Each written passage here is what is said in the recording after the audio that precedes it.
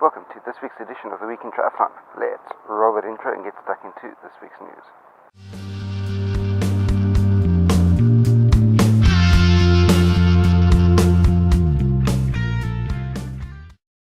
Like and subscribe for more. Top of this news this week is that Ironman athlete 35-year-old Tyler Butterfield has won the Bermuda Marathon. He was 90 seconds ahead of last year's winner, Brian Morseman of the USA, and over 10 minutes clear of Abu Kebebe of Ethiopia. Butterfield's previous marathon personal record was 2:42 that he set 14 years ago at the age of 21. But with the 2:48 IM run split, he knew that he could go a lot faster than that, and indeed he clocked a 2:27 for the hilly, humid and hot Bermuda Marathon. Next up is something really strange from the world of the ITU. Henry Schumann of South Africa had an adverse analytical finding for prednisolone, a glucocorticoid, in his doping control at the 2016 Rio Olympic Games. On his doping form, he indicated taking the drug topically up to the 16th of July 2016 for a rash, which is legal if the athlete has a TUE. There have been a series of emails between the IOC, the ITU, WADA and the athlete, and that series of emails have been happening on a consistent basis since the Rio Olympic Games in August 2016 up to date. But it's only now been made public thanks to the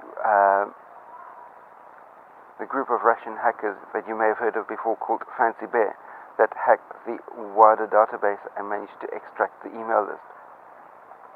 But what is even more strange is that the ITU has only now, 2 years later, or almost 2 years later, decided to start an investigation into the matter now that Fancy Bears have made everything public.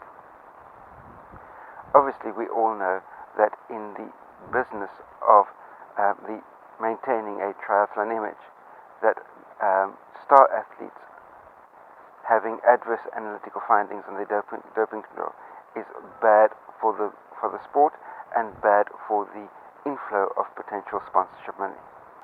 Now to the world of Ironman. Ironman has announced a change to the planned bike route of the 2018 70.3 World Championship in Nelson Mandela Bay, South Africa. The new route, although more hilly, will have roads that are a whole lot safer to athletes. Indeed, the opening hill that starts just about straight out of T1 will have a gradient of in the region of 8%. Still with the world of Ironman, we have 63-year-old Kevin Motes of the USA, a six-time world champion Ironman age grouper, had his second positive test for testosterone at Kona 2017. He now faces an 8-year ban from the sport, but he's really pissed off because his testo is part of his hormonal treatment program that has been prescribed by his doctor. However, USADA does not give any therapeutic use exemptions for hormonal replacement therapy, while European athletes are able to get a TUE. It's been well documented over the course of the years that there have been a number of professional cyclists that have been able to make a successful transition across to the world of triathlon. And we're happy to announce this week that there's another such rider that has made the successful transition, and that is Fabian Cancallara, participating in the newly reformed TriStar Triathlon Series. He does not intend to race as a pro at the TriStar events. He's instead taken up a partnership with the series, where he'll use his participation to draw the attention to the series, and he'll be racing in a fun capacity alongside shoulder to shoulder with age group athletes.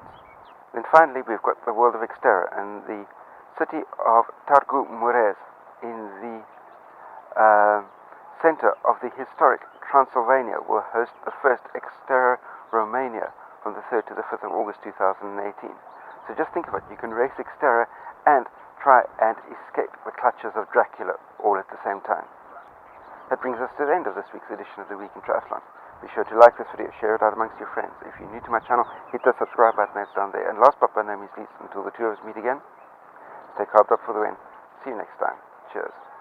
CoachEdu.net